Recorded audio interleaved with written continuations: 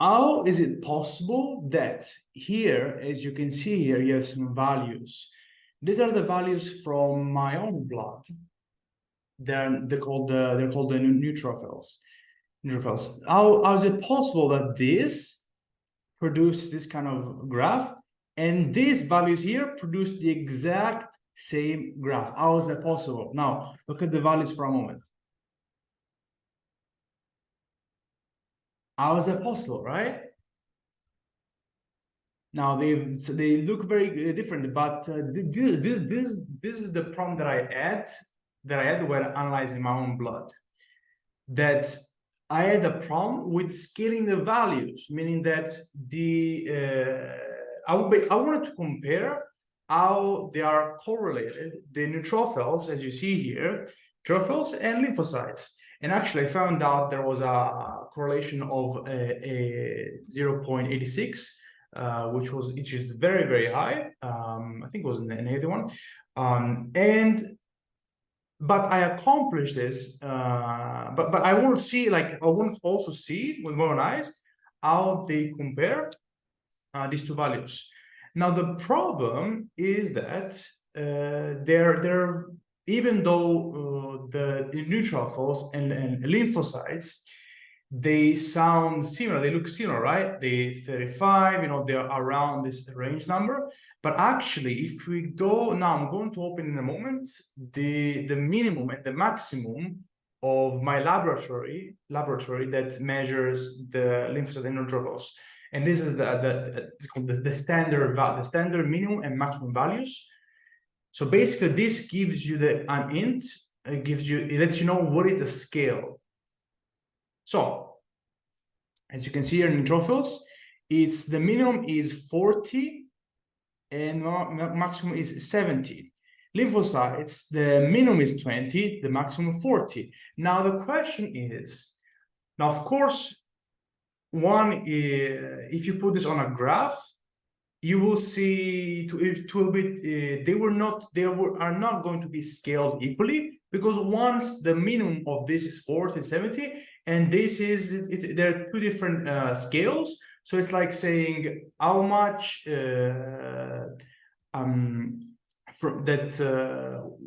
one is talking Arab and another is talking English. They cannot understand each other. They can have some common points, but they really cannot understand each other. So this is the problem of scales.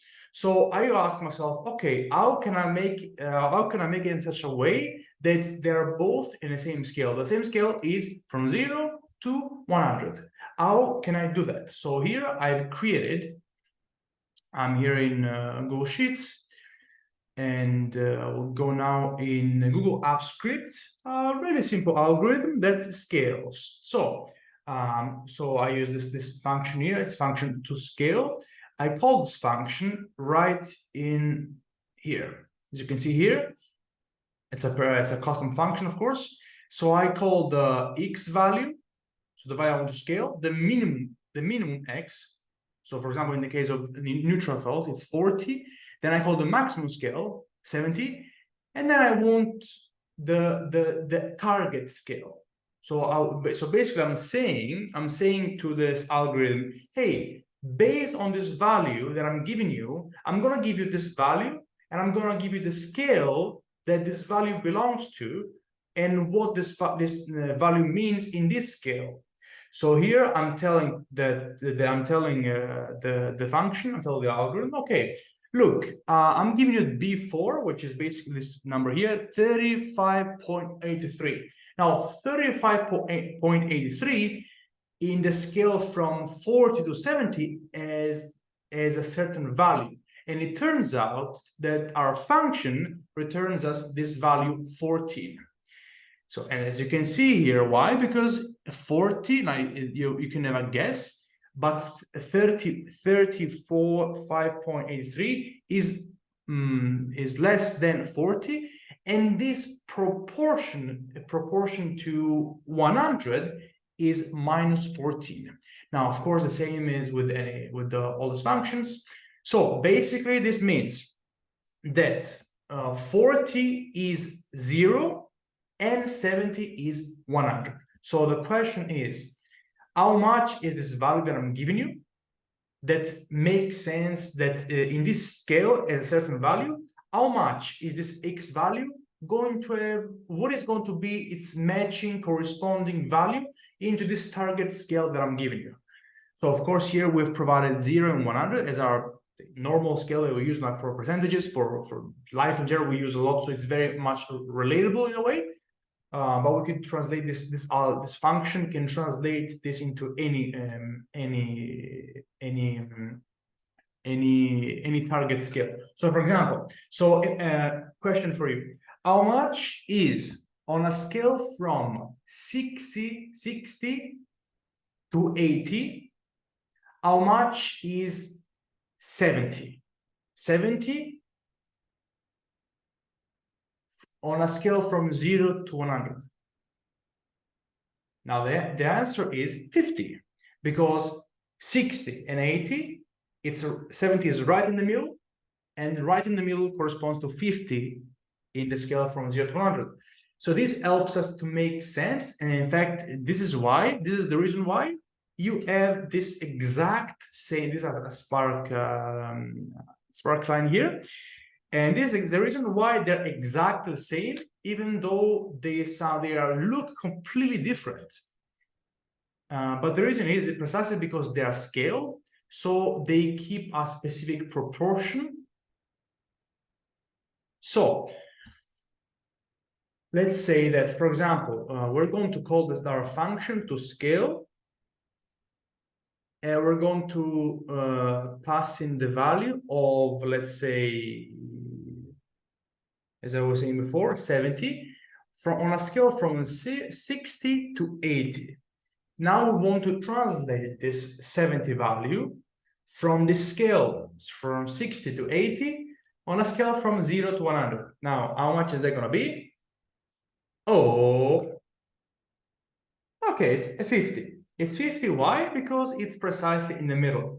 Now, let's say that we want to, on a scale from, let's say, how much is 20 on a scale from 0 to 100, on a scale from 0 to 10, on the target scale. So let's make the calculation. Now, 20 is the fifth part of 100, right? So fifth. Now, fifth, the fifth part of 100. So what does it mean? What is the fifth part of 10? 2. So this helps us. This you can do this like this, but you can do this with any scale. So, for example, then another one. So scale the value 25 on a scale from 0 to 30, from 0 to 30, to scale from 0 to 100. It's going to give you 83. So which means that 25, so 83 is the corresponding value that 25 has on the scale from 0 to 30. So let's go here on a second, just see how this works. So here we have, and I'm gonna do a live view because I wanted to keep it this way. Okay, so here we have X max. There you go. Now you have X max. Let me center this thing here. Okay, beautiful. Okay. Okay, X max here. And we have X min here. So we have this scale made of the X max and X min. Okay. And then we have an X. Okay, let's say this X is right here. Let's really make it beautiful. Let's say that this X is right here, okay? Okay. Now, how much is this x? What is the corresponding value of this x in the scale epsilon? Epsilon, y, that is, epsilon is in Greek and Italian. Okay. Okay, very well. So what is the corresponding value? So what does our function teach us? So we have here that the way we're calling our function is basically like this, to scale. So we're passing in an x, which is the x value. And so the x I showed before, I'm not going to show again. So you have the first, we calculate the range between of x and y. So the range is the difference between this and this, which gives us this. So the difference between x max and x min gives us precisely this line here, which is basically the range. Okay, and we'll do the same here. So basically all that's left is literally the value of this and this. So now what do? So we take these two and we divide. So divided, which means how much is this scale, this range here? How much is it, how many times does this fit into this scale right here? And it's gonna give a proportion, a coefficient, I call it. Okay, this coefficient. So now we take, so remember this coefficient. So now we take the value that we have, x minus x min. So we have this minus this, which is gives us this. So this value here that we're interested in, so we want to know this value here, is going to let us know this value here. So now we're going to take this and divide by this coefficient, okay? So this means, so let's say that this x max x min is, say, 50 divided by, say, 30. 3.4. Okay, now 3.4 is, it means that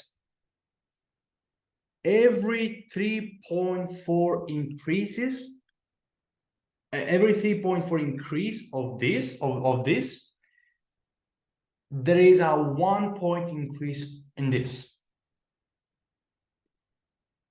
Now, so we take this value right here, okay, we divide it by 3.4, 3.84, and we get the y. So we get the y, okay, it's right here,